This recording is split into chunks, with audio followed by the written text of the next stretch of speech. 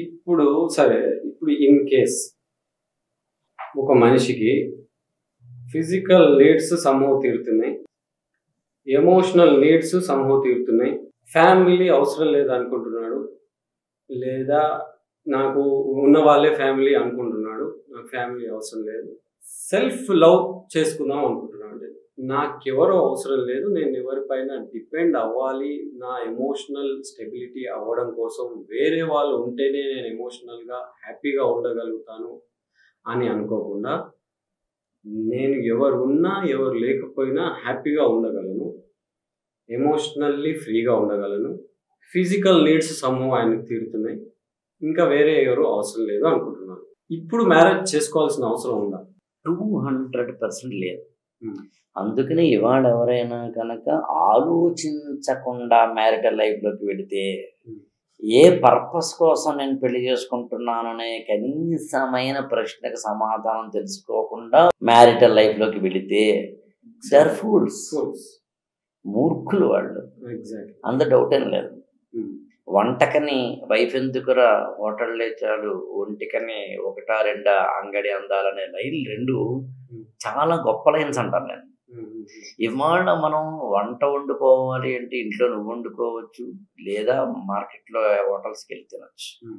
సరే, ఒంటికని అనే పదాన్ని నేను మరి ప్రత్యేకంగా చెప్పను, కానీ what I want to convey end point, ఒక వ్యక్తి తన యొక్క మ్యారిటల్ లైఫ్, ఫ్యామిలీ లైఫ్ ద్వారా పర్పసెస్ ఏవైతే తీరాలో, అది అన్నం కావచ్చు, దేహానికి అన్నం కావచ్చు, అవి తీరినప్పుడు మాత్రం ఖచ్చితంగా మ్యారేజ్ అనే సిస్టమ్ ఉండాల్సిన అవసరం లేదు. నాకన్నా ముందు జనరేషన్ మా నాన్నగారు లాంటి వాళ్ళ దాంట్లో వ్యవస్థలు అంటే సిస్టమ్స్ మనిషిని కంట్రోల్ చేశాయి. మనిషిని ఎప్పుడైతే సిస్టమ్ కంట్రోల్ చేసిందో, అఫ్కోర్స్ తప్పు ఇప్పుడు మనం చెప్పడం లేదు, అలా కంట్రోల్ చేసిన క్రమంలో ఏం చేశాడంటే మనిషి చాలా జాగ్రత్తగా ఉండేవాడు. పోలీసు వ్యవస్థ అంటే భయపడ్డాడు, ఉపాధ్యాయులు అంటే భయపడ్డాడు, అమ్మా నాన్న అంటే భయపడ్డాడు. భయంలోంచి బాధ్యత వస్తుంది. భయం తప్పేం కాదు. మీ వైఫ్ అంటే మీకు భయం ఉన్నప్పుడు ఈవినింగ్ 6 o'clock ఇంటికి వెళ్తారు. ఈవినింగ్ 6 o'clock ఇంటికి వెళ్ళడం అనేది బాధ్యతల అకౌంట్లో పడుతుంది. బాధ్యత అనే అకౌంట్ మీరు క్రియేట్ చేసుకోవడానికి కారణం మాత్రం భయం అనే అకౌంట్. సో భయం ఉంటే తప్పే ఉంది. భార్య అంటే గౌరవం, భయమో, ప్రేమో ఏదో ఉండాలి కదా. సో ఫియర్ కాంప్లెక్స్ అనేది అన్నిటికన్నా గొప్పది.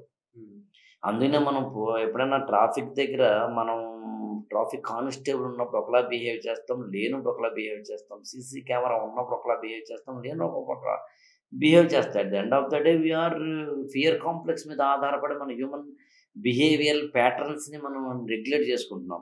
మరి ఇలా రెగ్యులేట్ చేసుకునే క్రమంలో మనం పెళ్ళి అనే దానికి సంబంధించి ఇన్ని రకాల అవసరాలను తీర్చడానికి బయటవన్నీ వచ్చేస్తున్నప్పుడు ఆటోమేటిక్గా మనకి ఇందాక నేను చెప్పినట్టుగా వ్యవస్థలను రెగ్యులేట్ చేయడం తగ్గిపోయింది. ఇంతకుముందు వ్యవస్థను నన్ను రెగ్యులేట్ చేసింది. నాకు ముందు పెళ్ళం అంటే భయమో ఏదో ఒకటి, లేదా భర్త అంటే భయమో ఏదో ఒకటి, అమ్మా నాన్న అంటే భయమో ఏదో ఒకటి, కోర్టులు అంటే భయమో ఏదో ఒకటి, పోలీసులు అంటే భయమో ఏదో ఒకటి, పెద్దవాళ్ళని అంటారేమో భయమో ఏదో ఒకటి, సమాజం మీద అంటుందేమో భయం ఒకటి, వాటన్నిటి కోసం కంట్రోల్డ్గా ఉండేవాళ్ళం. కానీ ఇప్పుడు అలా లేదుగా. నా ఇష్టం నా లైఫ్, నా ఇష్టం నా లైఫ్ అనుకోవడానికి గల ప్రధానమైన కారణాలు నాకు తెలిసి 2. ఒకటి ఎకనామిక్ రిఫార్మ్స్, అంటే ఆర్థిక పరంగా ఒక వ్యక్తి ఎలాగైనా బతికేందుకు కావాల్సిన అవకాశాలు మార్కెట్లో దొరకడం. 2 technology, that to social media and other things. అంటే ఎప్పుడైతే మనకి ఈజీ ఆఫ్ ద లైఫ్ అయిపోయిందో, మనకి Swiggy, Zomato, Flipkart, Amazon, shopping complexes పెరిగిపోవడాలు, మన లైఫ్లోకి సోషల్ మీడియా రావడాలు. ఇదివరకు మా భర్త కనుక ఏదైనా బాధ కలిగితే భార్య చెప్పుకునేవాడు, ఇప్పుడు ఫేస్బుక్ చెప్తున్నాడు. ఇదివరకు ఏదైనా ఒక ఎలిమెంట్ ఏదైనా డిస్కస్ చేయాలంటే భార్య లేదా భర్త డిస్కస్ చేసేవాడు. ఇవాళ ఆర్టిఫిషియల్ ఇంటెలిజెన్స్ ద్వారా ఎవరితో డిస్కస్ చేయాల్సిన అవసరం లేకుండా నీకు కావాల్సిన సొల్యూషన్ దొరికేస్తాయి. సో ఈ ప్రాసెస్లో మారుతున్న కాలంతో ఇప్పుడు మనం టెక్నాలజీని ఆపేద్దామా? కాదు. టెక్నాలజికల్ అప్గ్రేడేషన్స్ ఆపేద్దామా? కాదు. టెక్నాలజికల్ ఇన్వెన్షన్స్, అడ్వాన్స్మెంట్స్ ఆపేద్దామా? కాదు.